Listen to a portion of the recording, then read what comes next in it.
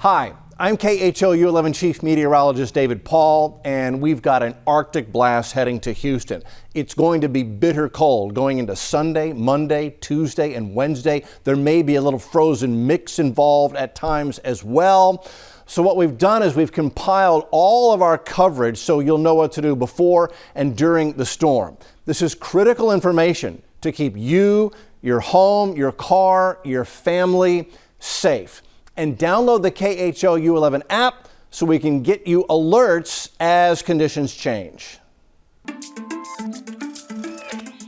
Why can you prepare for freezing temperatures without spending a bunch of money? Staying warm during a winter blast doesn't mean you have to shell out big bucks. There are some simple things you can do around the house to keep you and your family cozy. First, check your heater. Make sure nothing is blocking the outside furnace vents. And do the same thing on the inside. Make sure you don't have any big pieces of furniture in front of your vents. You'll want to make it as easy as possible for that warm air to circulate around your home. With that in mind, check your ceiling fans. Fans have a summer and winter mode. In the summer, you want it pushing air down so you get a cool breeze. In the winter, you want it pulling up cold air, so the warmer air is being pushed down. That means in the winter, it should be going clockwise. You can often change this with a pull-down cord on your fan. You will also want to make sure you keep cold air from getting inside your home. You can buy a door stopper to prevent drafts, but there's no need to spend a lot of money on this one. A rolled-up towel or a blanket pressed against the bottom of the door will get the job done. With the Why, I'm Rekha Muttaraj. Keeping our streets safe during freezing temperatures can be a real challenge. Now, Precinct 3 in Harris County, which stretches from Cypress to Crosby, is changing the way it keeps ice off the roads. Jennifer Reyna checked it out. Let's face it, there isn't a big need for snowplows here in Houston, but that doesn't mean we don't get wicked winter weather. Ice can wreak havoc on your commute. We used to take rock and spread it on bridges. Precinct 3, which stretches from northwest Harris County all the way to northeast, used to use something called chat rock when temperatures dipped. That provided traction during times of freezing or cold weather, bad weather. That created all kinds of problems. As Precinct 3 County Commissioner Tom Ramsey explained to me, they are now switching over to something called brine, a salty solution spread over the roads. We've gone through and actually fabricated 5 trucks, and they're called brine trucks. That's just a salt water solution that we spread on the bridge, and we've got 330 bridges, that we spread on the bridges that keeps the water from freezing. So instead of just providing drivers with a little extra traction, they are now going to try and stop the ice from forming in the first place. If the precipitation comes before the cold weather, then the treatment process will begin prior to that, and all during, of course, any ice and snow will be laying out the liquid on the bridges. Ramsey says a salty brine solution will not only be quicker to spread on the hundreds of roads in his precinct, it will also cost the taxpayers a lot less. And while you may want to give your car a good wash after driving on brine-treated roads, it does less damage than that chat rock. I can't tell you how many broken windshields I've had because we've gone through a bridge, and thank goodness the rock was there until it's thrown and hit your windshield and it's broken. So that is how Precinct 3 will tackle ice on the roads. But what is the science behind this brine solution? Cheetah is here to explain how it works. Well, Jen, you've probably heard about salting the ground before a big freeze, and this really isn't that different. It's a combination of sodium chloride and water in a liquid spray. That way they can cover more ground at a lower cost. First, understand when water is in its liquid state, like rain. The molecules are loosely packed. Whenever water reaches the freezing point of 32 degrees or below, molecules are then packed more tightly. Now on roads, this causes a big problem. Wet, icy, and slushy roads reduce traction between your car's tires and the road surface. So if you hit ice, your car could suddenly go into a skid, which is a scary situation. That's why we need to break up these molecules to limit ice or slush on on the roads. Now, salt or brine solution does not necessarily melt ice or snow with increased heat. It merely brings the freezing point of water to a lower temperature. At the molecular level, the salt molecules get in the way of the bonding water molecules, helping it not to freeze. The regular freezing point of water is 32 degrees. Adding sodium chloride lowers that freezing point to 15 degrees, using science to make us a little safer. This morning, you may be starting to prepare your home for next week's freeze. Just 30 minutes ago, Cheetah Craft and the Garden Girls showed us how to cover bushes and shrubs. Now they are showing us how to prepare those tastier plants. Now we're here at the raised garden, and Jill, you say yes, we need to protect our biggest investments like our fruit trees and our vegetables and our herbs. So the first thing we're going to do is harvest. We're going to harvest our radishes. We're going to harvest our tomatoes, which will not withstand the frost. So if your tomatoes are red, blush, green, harvest them. Let them ripen inside in your kitchen counter. Some vegetables do terrific in the frost. which is amazing. Yes, nature is amazing. So for example, your brassicas, like your Brussels sprouts, your Swiss chard, and kale does great. In fact, some people say your kale will even taste sweeter with a frost. Isn't that amazing? Yeah, that is. So, and lettuce can pop back too. So, And then you mentioned watering, yes. which you wouldn't associate normally with a freeze. Yes, after you harvest, let's water. Look at Jen watering the base of the plant. So we're not going to water the top of our plants to increase that frost damage on the leaves. We're going to water the base of it, which is like a heat source. It's kind of like a greenhouse. So after you water, you can cover it. You can use your frost cloth and cover it up. And lastly, you could add a heat source. Well, you know what? Thank you so much. Garden Girls, I don't know about you, but it's time to get going. We got to get prepared for the upcoming freeze. Time to get busy. Let's turn now to Maria Aguilera with what you still have time to get done before the front gets here. Maria. Len, Mia, we went to the experts to find out what you should be doing outside your home now before the freeze is on our doorstep, especially if you want to avoid hassles and costly repairs. As we brace for freezing temperatures in Houston, preparation is key. For homeowners, check your sprinklers. Jason Troth, a licensed irrigator and owner of Sprinkler Repair Professionals, shows us how to winterize your backflow preventer. So first step, I'm going to turn this off. So I'm going to open these up, bleed out the water. Leaving them open allows the water to expand when it freezes. Next step is going to be to turn the two handles halfway in between on and off. It allows water to flow freely. Then remove the top. So the internal parts of the backflow preventer are plastic, and this is going to be the main thing that's going to break. If it breaks, it can be a costly hassle. Not only could it be expensive, but you might have to wait for a day or two to get the job done too, because there's a good chance that if yours freezes, a lot of other people's are freezing too. Next, your plants. At Tanglewood Flowers and Garden, owner Maury Azadi is preparing for the freeze, putting his plants in a greenhouse. Cover your fragile plants. Azadi says the best way for your plants to survive a freeze is to cover them using a freeze cloth and secure it with staples. You make sure the wind doesn't go under the sheet.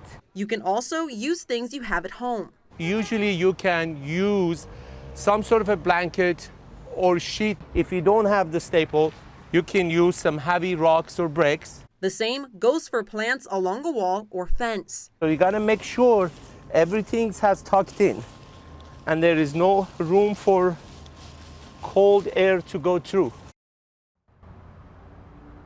The biggest message, don't wait too long to do your preps. For more tips to prepare for the freezing temperatures, you can visit our website, KHOU.com. In Houston, Maria Aguilera, KHOU 11 News. We're getting closer to an Arctic blast hitting the Houston area, so it is time to start preparing. Ron Trevino explains why it's so important to prepare your car for these dropping temperatures.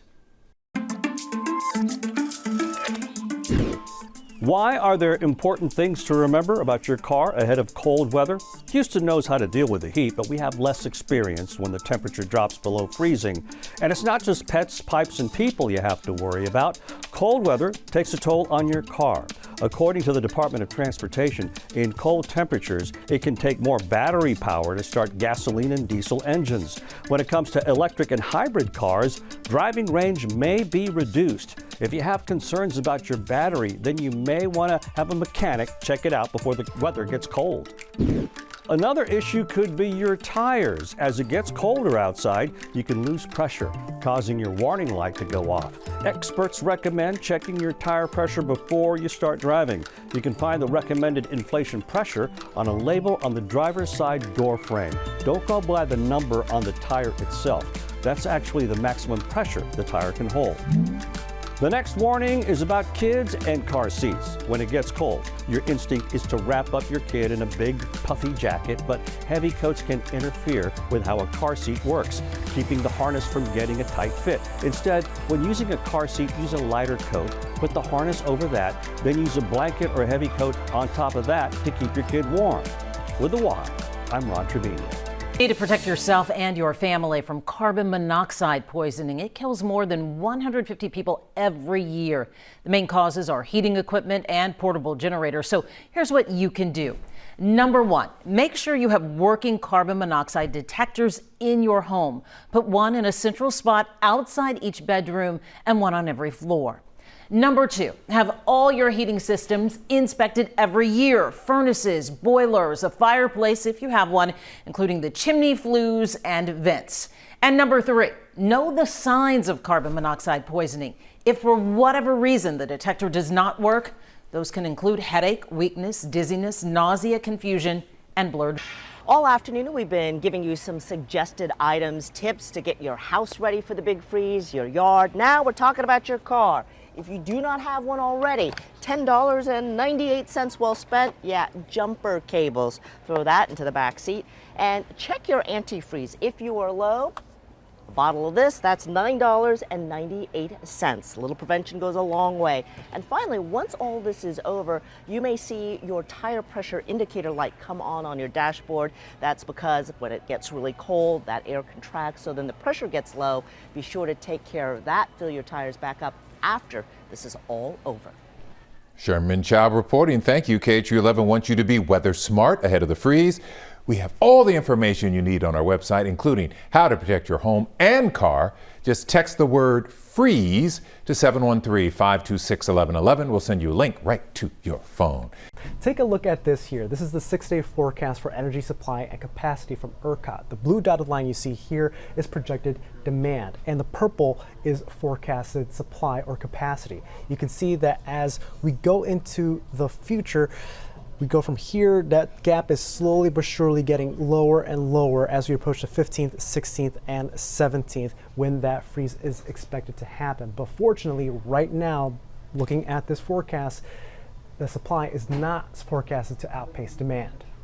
That weather watch that ERCOT issued goes from January 15th through the 17th. Even though temperatures will be below freezing, ERCOT says they do expect grid conditions to be normal during that time period. That's good news for Texans for this particular weather system. There is some concern. Experts say if renewable energy sources go out in a significant manner because of freezing, that could lead to rolling blackouts. We could get in trouble if there's a lot of freezing precipitation that comes with this. We do not have enough natural gas, coal, or nuclear-fired power plants to cover all of our demand if we get to that point. The good news to keep in mind for this system is that most wind and solar farms are concentrated in West Texas, which is not expected to have a freeze forecast like we're supposed to have right now. However, the issue remains worrisome for potentially stronger cold blasts in the future. As ERCOT said in December, we've got a 1 in 6 chance of rolling blackouts if we get a February 2021 event today. Now keep in mind, at that time, ERCOT only said it was a 5% chance, so the odds of a failure are increasing. Now this energy capacity forecast is expected to fluctuate and change as we approach those weather watch days, and we'll keep an eye on it. In the newsroom, Victor Jacobo, KHOU 11 News. This is not the same situation as the February freeze, which we saw in 2021, but it is important to take steps to prepare now. Yeah, absolutely. Sherman Chow is live at an HEB with your Arctic Blast checklist. Hey, Sherman. You caught me in my natural habitat, the grocery store. And these grocery stores are going to be packed likely this weekend as folks get ready for that upcoming freeze. They are already making a good dent in the water here. And that may be one of the first things you want to grab just in case, because we all know what it's like when the water goes out. So we thought we'd put together kind of a helpful list of suggestions of things you might want to have in the house just in case. Up next, batteries. Always good to have some fresh batteries for that flashlight just in case the power goes out. And you know what? Heck, why not? Let's go ahead and get a phone cable, one that works, in case you need to go ahead and charge up that phone. Next, maybe something for the kids. Yep, if you've got little ones in the house, you may want to make sure you've got plenty of diapers. Even if nothing goes wrong in the house, maybe you don't want to make a diaper run when it's really cold outside. And this is my favorite part, the snacks. Yeah, good idea to have something that you can keep in the house to nosh on that is tasty and also good for you. Maybe some protein bars and something you do not have to refrigerate. We'll toss a couple of these into the cart. And here is the running total. Now keep in mind, anything you don't use, it's not perishable. So if you don't use it next week, you can use it in the weeks to come ahead. Here's a few things you can do right now to get ready for the freeze.